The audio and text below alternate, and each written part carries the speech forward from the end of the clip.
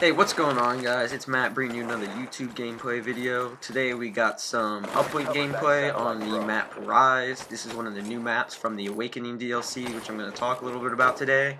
It's a really fun map. But first, let's talk a little bit about the gameplay. I'm using the Kuda, which after the patch that came out last week, the same one that got rid of the G-Slide, they nerfed the Vesper, and the Kuda might honestly now be one of the best, probably, let's say it's tied for one of the best SMGs in the game with the VMP. The Vesper's really just got a lot of recoil on it now. It's really hard to control past the really close range. Like up at close range, still the same Vesper that there always was. It just melts people. But once you get to that mid range, there's a lot of random kick on it that makes it really hard to control and aim like you used to be able to. But now the Kuda is a really strong weapon. I think it's the best SMG for those long range gunfights and the medium range kind of gunfights you're going to get into. As an SMG player, the VMP is still probably better up close and it shoots faster, so if you're hitting your shots you can definitely kill faster, but it's got a little bit more recoil, so a little bit more difficult to control. But I really like the Kuda. And then I'm using the Scythe as usual, and the UAV and Wraith, along with some Wraps as my score streaks. These three score streaks I think are still the best for getting kills. They buffed the Cerberus, which I was using in some gameplays that I uploaded. It's decent. You don't really notice too much of a difference, honestly. But it does get a little bit more kills. I'd probably say 1 or 2 more kills, maybe, per time you call in a Cerberus. So it's not really as worth it. It's still not. It doesn't have the killing power that the Wraith or Wraps have with that. And if you're trying to get a lot of kills, you can replace the UAV too with something like a sentry gun. But the UAV really helps you get up to the Wraith and Wraps. And once you drop those two, it's game over for the other team. And that's about it for the class. So I'm going to talk a little bit about the maps. First off, we got this map, Rise. As with pretty much every map from the DLC, all these maps have a really nice 3-lane structure to them, like all Black Ops 3 maps have been showing so far. So they play like a lot of classic maps. They just play really well. This map, it's got a good size to it. It's not too big, but it's not too small. So there's a good balance between SMGs and ARs on this map, which I really like. You can use whatever you want. You can snipe, you can use a shotgun, you can go in the buildings. There's a lot of close range gunfights, places like this right here. You can get a really long range line of sight. But along with that, there's kind of a lot of camping to this map, I'd say, more so than some of the other DLC maps. It just seems like the places the head witches are placed, along with the objectives, it really encourages some camping. Like right now, I'm kind of camping back here, waiting for him to try to push the ball, the uplink spawn, so I can get these 10 points for my Wraps or whatever. But it kind of plays a little. It can play a little slow depending on who you're playing, but that's just pretty much every Call of Duty map. The objectives are placed really well on this map, I think, for like Dom, Hardpoint, all that. The only complaint I have is that the Hardpoint that is in the water over here to my right now, there's a little pool of water, there's a Hardpoint in there, and it's just not a good Hardpoint. It just gets highly contested, it's hard to see people, it doesn't play well on that Hardpoint in my opinion, but that's really the only complaint I have about this map, honestly, and that the spawns can get a little weird. Not so much for uplink, but in hardpoint and if you're triple capping in Dom or whatever, they can get a little off. Anyways, on to Skyjacked, which is a remake of one of my favorite maps of all time, and that is Hijacked from Black Ops 2. It's pretty much the exact same, except for a few minor changes. One is that the wall running there's wall running. You can now wall run on the outside of the 2 boats, and while you're wall running, there's a hole in the side of the boat you can use to get in the underground section that used to be there. That's still there. The wall running, I think, is really what makes this map play a little different than this Hijacked in Black Ops 2. In Black Ops 2, you could set up a spawn trap like in Nuketown, and you just have them sitting there for days. There's really no way to really get out except for going underground.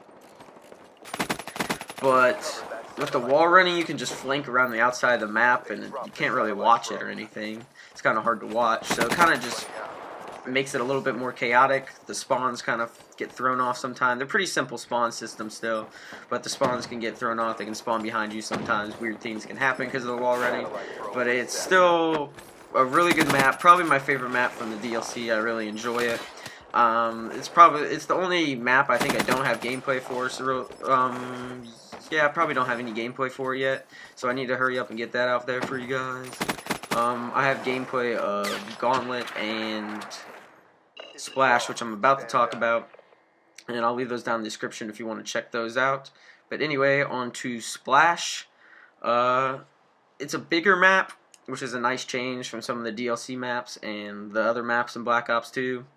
So it plays a little bit differently. It's more AR heavy. You can get a lot of good M8 lines of sight and things like that on that map. The way it's just kind of laid out, I don't know. It seems really good. Like the look of it, the aesthetics, it just looks really good. And the whole idea of just fighting inside of a water park, I don't know. I really like it. You can just like climb in and out of water slides. You can go underwater. It's just a fun map to play. It's not really that competitive, but it's definitely a lot of fun to play in pubs. Complaints, the domination flag is like off to the side, which makes it kind of weird for that. Turns it into like a triangle instead of like a straight line, so you can spawn trap. And other than that, and then glitches, obviously. That's really the big issue with this map. This map has had a glitch in every spot. On the first day, there were people going up in the castle in the middle, like getting up on the roofs. Things you shouldn't supposed to be going on there. They were glitching into walls, glitching into yellow water slides. There's a glitch now for the pink water slide, I think. There's another one to like get up in the middle of the map, like hovering in the sky. There's just been all kinds of glitches, and I think they definitely patched the yellow water slide one and the castle one. So just hopefully David Vonderhaar and Treyarch just keep patching those. And this map, I think, it has a lot of potential. A lot of people I've talked to don't really like it. I'm not sure if that's just because of the glitches or why not. But I really enjoy it when you're not playing kind of a team that's exploiting that, you know. So that's that for that map. So as soon as those glitches get fixed, I think it'll be a great map. And the last one is Gauntlet, which is probably the most unique map out of the whole pack. It's actually 3 maps in one. You have a jungle on one side, you have a snowy area in the middle, and then one side is like a rainy city. So it's kind of cool. You can go to the different areas. One second you'll be fighting someone in a jungle terrain, the next you're like crawling through snow, you know. It's really fun to play.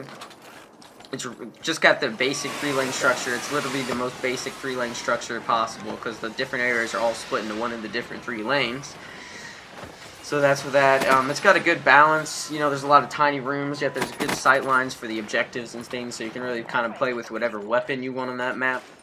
And the objective points are placed really well in my opinion, so I really like that map. The only complaint I have about that is the jungle area. The lines of sight are kind of bad. It's hard to see people if they're hiding in bushes, especially if you're playing bush Wookiees. They're going to be in trouble because it's really hard to see people around that jungle area, so just be careful of that. But overall, this is definitely a good map pack. I'd recommend getting it if you don't already have it.